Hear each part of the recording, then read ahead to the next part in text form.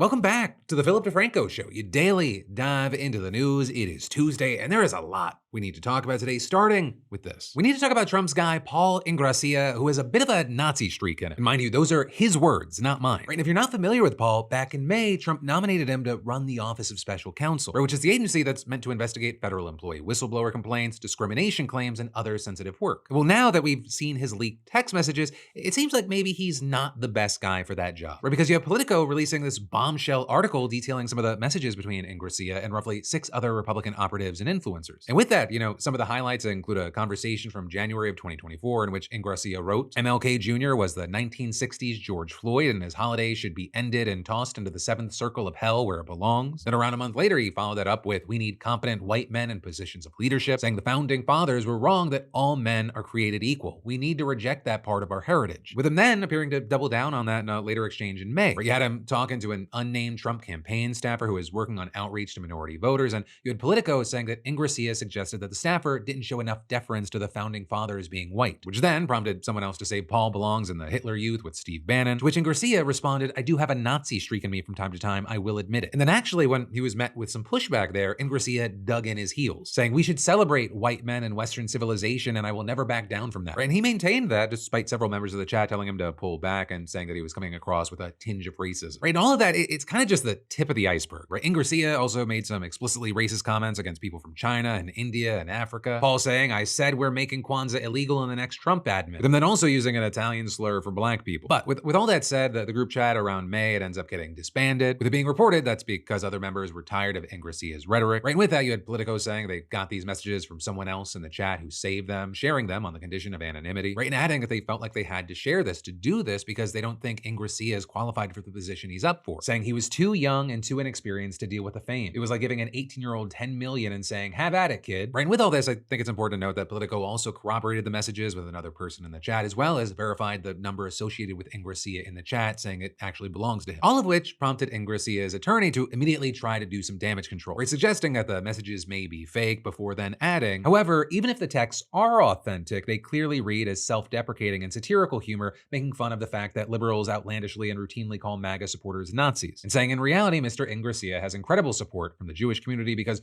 Jews know that Mr. Ingrassia is the furthest thing from a Nazi. But then, within days, the attorney shifted gears and was doubling down on the claim that the messages in fact were not real, and had another statement saying, in this age of AI, authentication of allegedly leaked messages, which could be outright falsehoods, doctored, or manipulated, or lacking critical context, is extremely difficult. We do not concede the authenticity of any of these purported messages. Also, while we're seeing this play out, I think it's important to mention that this is not Ingrassia's first scandal by any means. In fact, just earlier this month, it was reported that he was the subject of an internal investigation at the Department of Homeland Security, where he currently works as White House liaison after a sexual harassment complaint was filed against him. So there, I'll say that the woman who made the complaint quickly withdrew it and said that nothing happened. Right? And then also there's the fact that his nomination hearing was delayed by the GOP-led Senate Committee on Homeland Securities and Governmental Affairs, with some senators expressing concerns about Ingrassia's previous anti-Semitic comments, as well as his connections to Nick Fuentes and Andrew Tate. But for now, we'll have to wait to see, is Ingrassia's nomination actually in serious jeopardy, or is this noise for an administration that's kind of able to get the rest of the Republicans on board and move forward with pretty much anything? But then next up in the news, let's talk about this interesting news around the trial over Charlie Kirk's assassination and the bill that is racking up. Because we've known that the trial is going to take place in Utah County, Utah, and the Wall Street Journal, they just did a piece about how,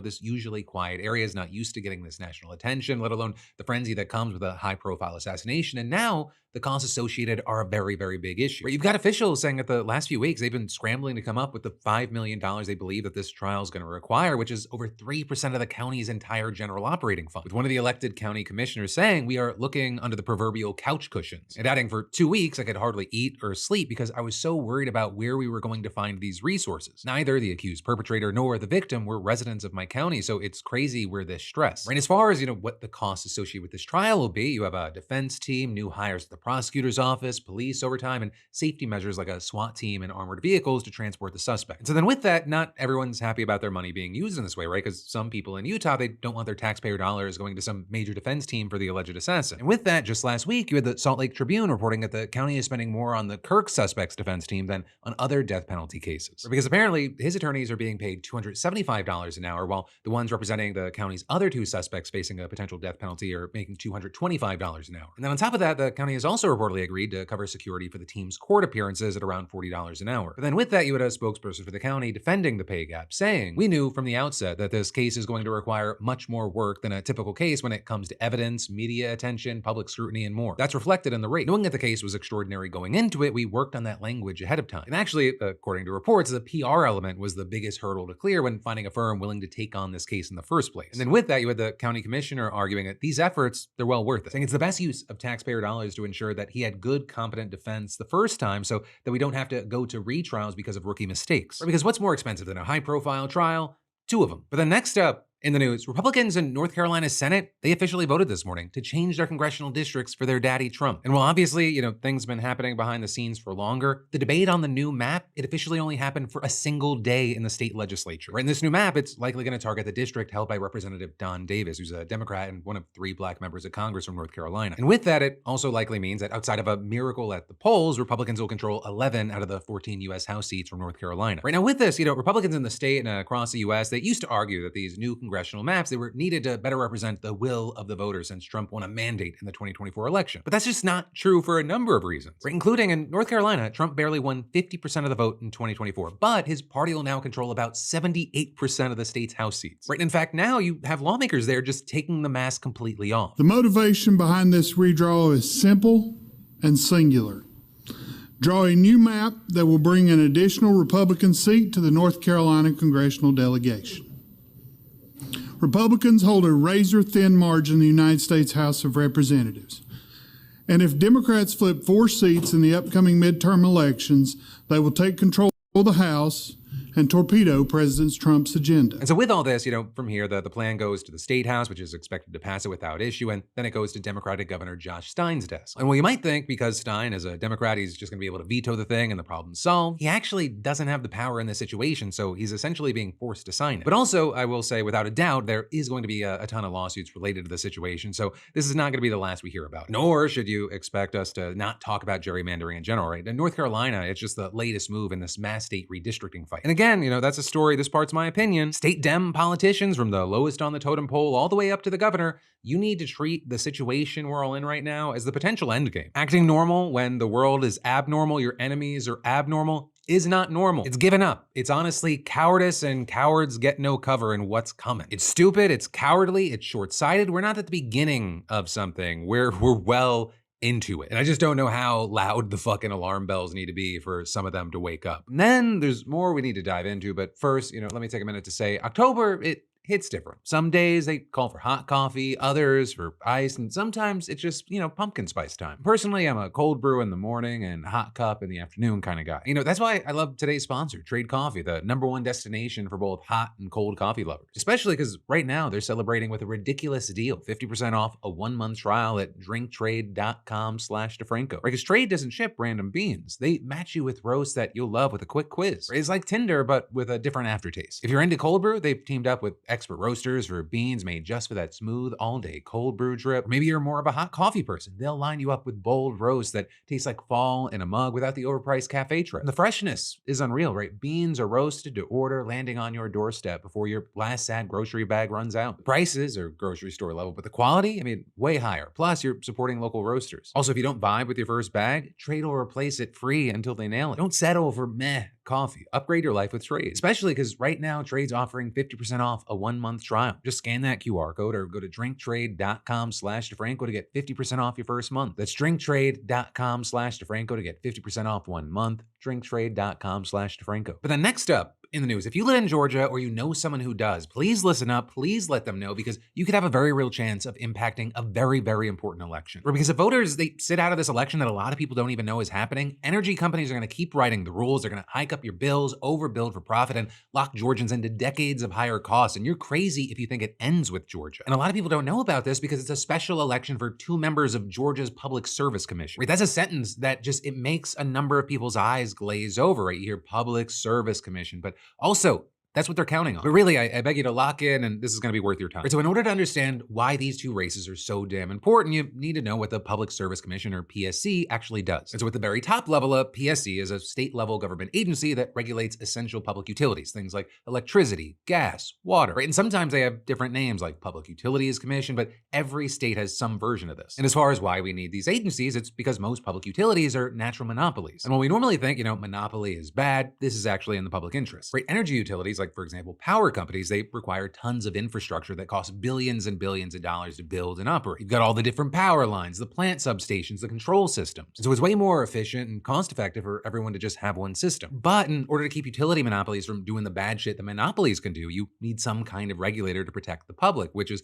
where PSCs come in. And PSCs, they do it all. They approve how much energy utilities can charge their customers, ensure safety and reliability, and implement renewable energy projects and efficiency programs to save power, right? And they also greenlight infrastructure projects like new power plants and set rates for how much money utilities are allowed to make from their investments in those projects. So what we're talking about are incredibly powerful agencies that shape energy and environmental policy in each state and oversee a multi-billion-dollar market. Now with that, these commissions, they also vary dramatically from state to state, right? They range in size from 3 to 7 seats, and in the vast majority of those states, those seats are nonpartisan and filled by the governor or legislature. But there are also 10 states that allow voters to elect their commissioners, and all of those elections are partisan, making candidates run as Democrats or Republicans. And in Georgia specifically, there are 5 partisan commissioners who are elected by voters to serve 6-year terms, right? And also, the reason that Georgia's having this special election is very important to keep in mind, and that's because it stems from a lawsuit that challenged the process that the state uses to elect its commissioners. Right, so each of the 5 commissioners represents a different district in the state, but when one of them goes up for election, everyone votes in a statewide election, not just the district they represent, which then also explains why all 5 of the current commissioners are Republicans, even though Georgia is a purple state with some large blue cities like Atlanta. And so in 2020, a group of black voters filed a lawsuit arguing that the statewide elections diluted their voting power and denied them the ability to pick a candidate of their choice. And that, it resulted in years of ongoing legal back and forth that we're not going to really get into. But what you do need to know with that is because of the litigation, Georgia's Republican Secretary of State canceled the PSC elections in 2022 and 2024. And then last year, Republican Governor Brian Kemp signed a law resetting the schedule for all PSC elections and allowing all the Republican commissioners to stay in their seats well after their terms expire. And so as a result, there are 2 PSC elections this year. One for the seat in District 2, which covers the eastern part of the state, including Athens and Savannah, and the other is for District 3, which contains much of the Atlanta metro area. But then also, you've seen Republican lawmakers getting a ton of backlash for planning these races outside of a usual election year. Right, turnout is already traditionally low for PSC races nationally because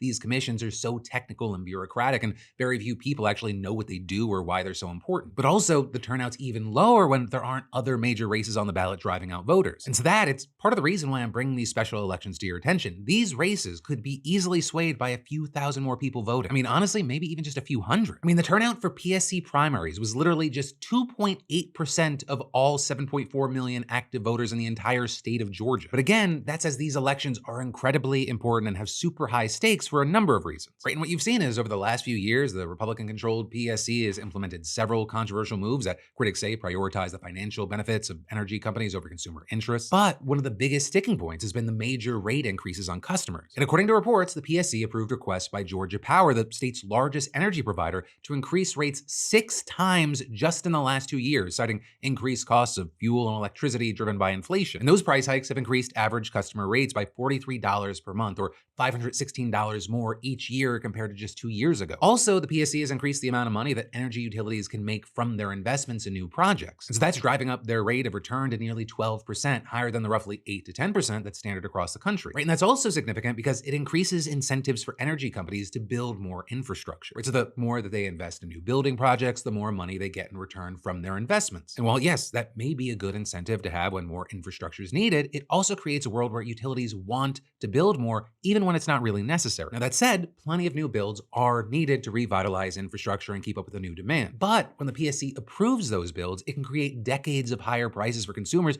who help cover those costs. And that's why it's so important to have a PSC that only approves necessary projects and keeps the corporate interests in check. But what you have are major concerns that Georgia's Republican commissioners are just not doing enough to regulate energy companies amid the ongoing AI boom. Right, Georgia, I don't know if you know this, has already become one of the leading states for new construction of AI data centers, which require a metric fuck ton of energy. And in order to meet that demand, new energy infrastructure needs to be built by the energy utilities, who of course profit from those builds. AI data centers are a major cash cow for utilities. period. But with that, you've got experts saying that the data center boom, it could also be a great excuse for utilities to overestimate the amount of infrastructure that they actually need so they can overbuild and make more money. Now with that, you have the Georgia PSC and major utilities saying they won't let residential consumers pay the increased costs of new data center infrastructure. But that is, you have many, many others, including advocates, saying they're highly skeptical there, saying that the commissioners aren't actually doing their jobs, and they're accusing them of doing whatever the utilities want instead of pushing back against expensive builds or overly optimistic growth forecasts. Right? And with that, saying that they haven't implemented proper safeguards to protect consumers already grappling with increased rates, which many suspect are actually driven at least in part by the AI data center boom. And so these elections are a chance to break up a commission that many feel just isn't acting in the best interest of the people that it represents, all while also creating a balance to the power of the all-Republican PSC to better reflect the views of a purple state. Right? And so, for example, in District 2, the Republican incumbent Tim Echols is being challenged by Democrat Alicia Johnson. And Johnson has criticized the PCS's rate increases and demanded more accountability for data centers. And then in District 3, Commissioner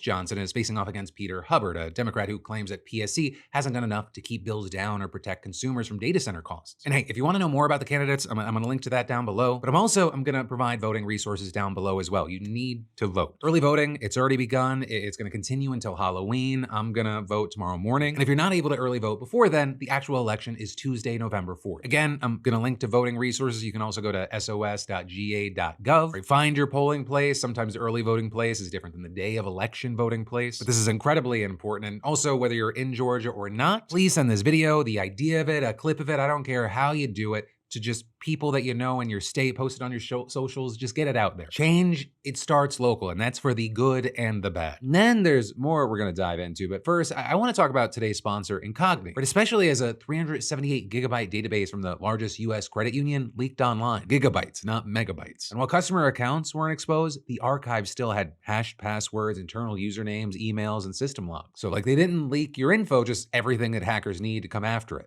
So comforting. Because even when your personal details aren't in the dump, leaks like this, they fuel phishing, credential stuffing, and social engineering attacks. For translation, hackers can target you even when the breach wasn't about you. And well, Incogni, they help wipe your personal data from the internet by automatically contacting data brokers who collect and sell it. Right? Thousands of companies already hold your name, email, phone number, address, relatives, job history, and even shopping habits. You know, doing removals by yourself? No. Incogni handles it for you, and they keep fighting when brokers resist. Right? In their new custom removal feature on unlimited and family plans, they let you point to any site where your information appears, and their privacy team handles the takedown. I signed up, I gave Incogni permission, and now I just watch the dashboard updates roll in. It kind of feels like a digital spring cleaning. And remember, like even one exposed profile can lead to scam, stalking, or fraud, but Incogni helps shut those doors. So hey, use code DeFranco and protect yourself with 60% off by scanning the QR code or going to incogni.com/DeFranco. But then next up in the news, a federal court just handed Donald Trump a massive win, and we need to talk about what that means moving forward, right? Because you've got a 2-to-1 ruling from the Ninth Circuit Court of Appeals claiming it is likely that he lawfully exercised his statutory authority when he federalized Oregon's National Guard to send them into what he called war-ravaged Portland. And so with this decision, they're overturning a temporary restraining order put in place by a lower court judge who was actually appointed by Trump. Though I will say that judge, she actually issued 2 orders blocking the mobilization of federal troops to Portland. The first blocked his activation of the Oregon National Guard, and then the second, it came after Trump tried to get around the first order by sending troops from California, blocking him from sending any state's National Guard to Oregon. And so since that second order is still technically in place, troops can't immediately be mobilized. Though you had the Trump administration arguing that it should also be overruled because both lower court orders relied on the same legal reasoning. Right? And that reasoning being that Trump's determination that the situation in Portland required a federal military response was, quote, simply untethered to the facts. With Team Trump arguing that the troops were needed because immigration officers and property were the subject of regular, often violent protests. And you know, you've likely seen Trump posting on social media that the deployment was needed to protect war-ravaged Portland and any of ICE facilities under siege from attack by Antifa and other domestic terrorists. But of course, according to local and state officials, residents of Portland, and journalists on the ground, Trump's characterization was just outright false. Right? Because while protests there have gotten sometimes rowdy, with police making several arrests and at one point in the summer even declaring a riot, they've also been very small, isolated, and handled by law enforcement. I mean, you even had the assistant police chief confirming in a declaration to the court that the protests have never been so out of control that local officers couldn't respond. Writing on any given weekend, the nightlife in Portland's entertainment district has warranted greater resources than the small all-nightly protests in front of the ICE facility. And then with that, you also had the judge who initially blocked the deployment in September, noting in her decision that it had been months since there was any sustained level of violent or disruptive protest activity. But of course, we're talking about this today because two of the judges on the appeals court panel, also appointed by Trump, argued that the first judge, quote, accorded no deference to the president's determination that he could not execute federal laws with regular forces, and saying she substituted her own assessment of the facts for the president's assessment of the facts, and then claiming that she, quote, discounted the violent and disruptive events that occurred in June, July, and August, including the resulting closure of the ICE facility for over 3 weeks in June and July. I will say, regarding the closure, while the Justice Department did claim that the facility had become inoperable thanks to the protests, you've then also had Oregon Public Broadcasting looking at the data. Right in there, finding that the assertion that the building has been out of commission is inaccurate, and adding, during the 3 weeks in question, ICE officers booked 25 people into the Portland facility. But then also with this, you had the third judge on the appeals court panel, who was appointed by Bill Clinton, absolutely slamming her colleague's arguments, writing, it is illogical to assert that because an emergency existed 3 months ago, the same emergency exists today, saying a pot of tepid water is not a pot of boiling water and it cannot hurt you, even if it was boiling 3 hours earlier. Rather than saying, given Portland protesters' well-known penchant for wearing chicken suits, inflatable frog costumes, or nothing at all when expressing their disagreements with the methods employed by ICE, observers may be tempted to view the majority's ruling, which accepts the government's characterization of Portland as a war zone, as merely absurd. But adding, today's decision is not merely absurd. It erodes core constitutional principles, including sovereign states' control over their states' militias and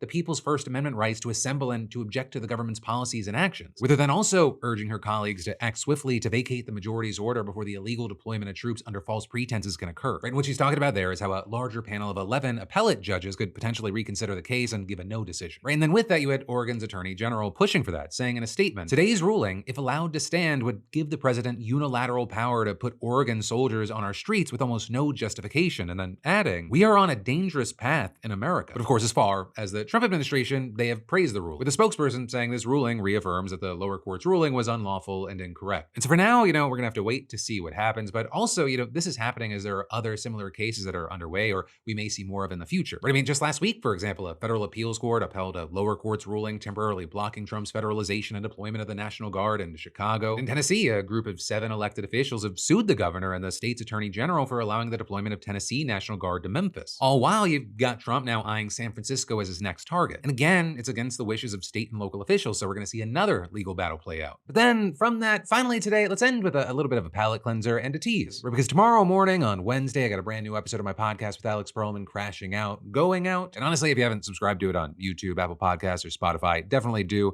I think you can tell it's one of the only ways that I'm actually staying sane these days. And I've also seen a lot of people leaving comments saying the same thing. It's getting dumber every single fucking day. He's tearing down sections of the White House to build, after saying in front of Triple H, he stood in front of Triple H and said that when we build this ballroom, it won't ever touch the actual White House. And then he started tearing down the East Wing. He stood. Come on, that's classic WWE heel turn. I know, but he's a WWE Hall of Famer. So I don't know why I expect better. What's he doing with an excavator? Oh my God, King! Oh my God, he's got the Money in the Bank briefcase and he's bringing it to Argentina, King. That's how we're gonna get President JD Vance. That is how it is literally going to be. It's going to be a cash in. And that, my friends, you beautiful bastards, is where today's show is going to end, though there's more just a click away. You've got my podcast, Crashing Out, which is fantastic. Also, a new episode is coming out tomorrow. You've also got the newest Philip DeFranco show right here. You've also got links to everything, whether it be YouTube, Spotify, Apple Podcasts, wherever you want to get filled in the links below, along with links to get your very own very loud crew that I'm wearing, or really any of the new designs we launched in the last week. That, of course, all at beautifulbastard.com. But hey, I'm going to give you back your day. Thanks for spending some time with me. I love yo faces, and I'll see you right back here tomorrow.